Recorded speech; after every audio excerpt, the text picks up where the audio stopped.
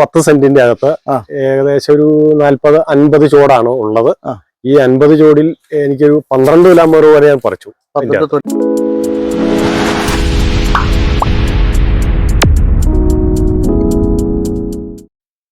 എല്ലാവർക്കും നമസ്കാരം.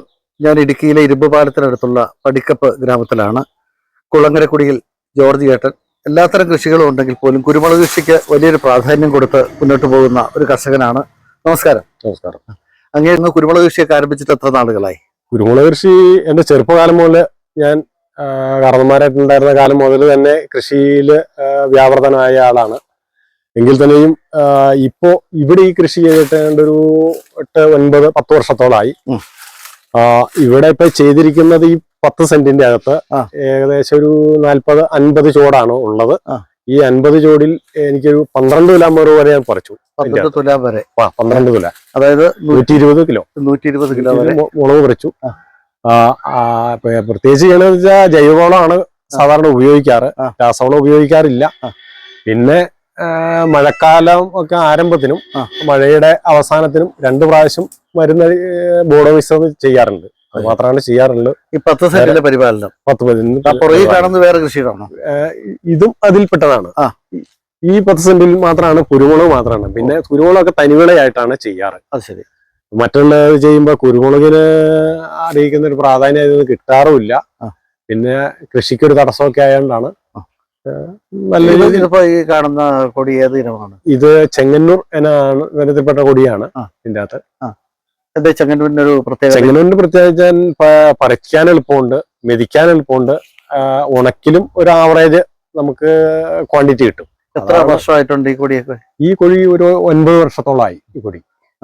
മറ്റു പ്രത്യേകത അങ്ങ് മുരിക്കലാണല്ലോ? മുരിക്കിലാണ് എല്ലാം തട്ട്. മുരിക്കിന്റെ ഒരു പ്രത്യേകത വെച്ചാൽ നമുക്ക് അതിന്റെ ഷെയ്ഡ് നിലനിർത്താൻ കഴിയും. അതിന്റെ അകത്ത് അമിതമായ ഷെയ്ഡ് ഉണ്ടാവില്ല. അമിതമായ ഷെയ്ഡ് കൊടിയുടെ ഉൽപാദനത്തെ ബാധിക്കും. അപ്പൊ അതുകൊണ്ട് ഒരു ആവറേജ് ഉൽപാദനം ഉണ്ട്, കുഴപ്പമില്ലാതെ പോകുന്നു. അതുകൊണ്ടാണ് വീണ്ടും വീണ്ടും ഇത് തന്നെ. ഈ വർഷത്തില് എത്ര വളപ്രയോഗമൊക്കെ ചെയ്യുന്നുണ്ട്? ഒരു 2 പ്രാവശ്യം ചെയ്യാറുണ്ട്, അത് കൂടുതൽ ചെയ്യാറില്ല. ഒരു മെയ് മാസത്തില് ഒരു 1 ചെയ്യാറുണ്ട്. പിന്നെ ഒരു സെപ്റ്റംബർ ഒക്ടോബർ മാസത്തില് ഒന്നുകൂടെ ചെയ്യാറുണ്ട്. 2 പ്രാവശ്യം മരുന്നടിക്കും. അത്രയാണ് ഇത്. അടിച്ചു. ഒരു മാസം കഴിഞ്ഞു ബോഡോ മിശ്രം. അപ്പൊ 2 തവണ ബോഡോ മിശ്രം തളിക്കുന്നുണ്ട്? 2 കീടനാശിനികളൊന്നും ഒന്നും ചെയ്യാറില്ല. അപ്പൊ 2 വളപ്രയോഗം, 2 വളപ്രയോഗം, 2 മരുന്നടി. ഇതാണ് പ്രധാനമായിട്ട് ചെയ്യുന്നത്. ഷെയ്ഡ് ക്രമീകരിക്കുന്നത്. കൂടുതലും കുരുമുളകിന് ഇങ്ങനെ തുറസായ സ്ഥലങ്ങളാണ് നല്ലത്. ശരിക്കും വെയിലടിക്കണം, എന്നാലാണ് കുരുമുളക് ശരിക്ക് കായ്ക്കുള്ളൂ. വേറെ പൊതയിട്ട് കൊടുക്കുക അങ്ങനെയൊന്നും ഇല്ല. വേറെ ഒന്നുമില്ല. ചോടൊക്കെ എപ്പോഴും നന്നായി കിടക്കുന്നതാണ് നല്ലത്. കൂടുതൽ കീടബാധ കുറയും. അതിൻ്റെ അകത്ത് ഒത്തിരി ചപ്പ് ചവറ് ഉണ്ടാവാതിരിക്കുവാണ് നല്ലത്. ശരിക്ക് തോർന്ന് കിടക്കണം എപ്പോഴും അതിന്റെ ചോടൊക്കെ. അപ്പോൾ കുളങ്ങരക്കുടിയിൽ ജോർജ് ചേട്ടന്റെ അഭിപ്രായത്തില് പരിപാലന രീതിയിൽ നമുക്ക് ശ്രദ്ധിക്കേണ്ട ഒരു കാര്യം എന്ന് വെച്ച് കഴിഞ്ഞാൽ 2 തവണ അതിന്റെ ബോട്ടം മിശ്രം അടിക്കേണ്ടി വരുന്നുണ്ടല്ലേ? ഇപ്പൊ അങ്ങ് ഈ കൃഷിയിടത്തില് ഈ ചെങ്ങന്നൂര് മാത്രമേ ഉള്ളൂ.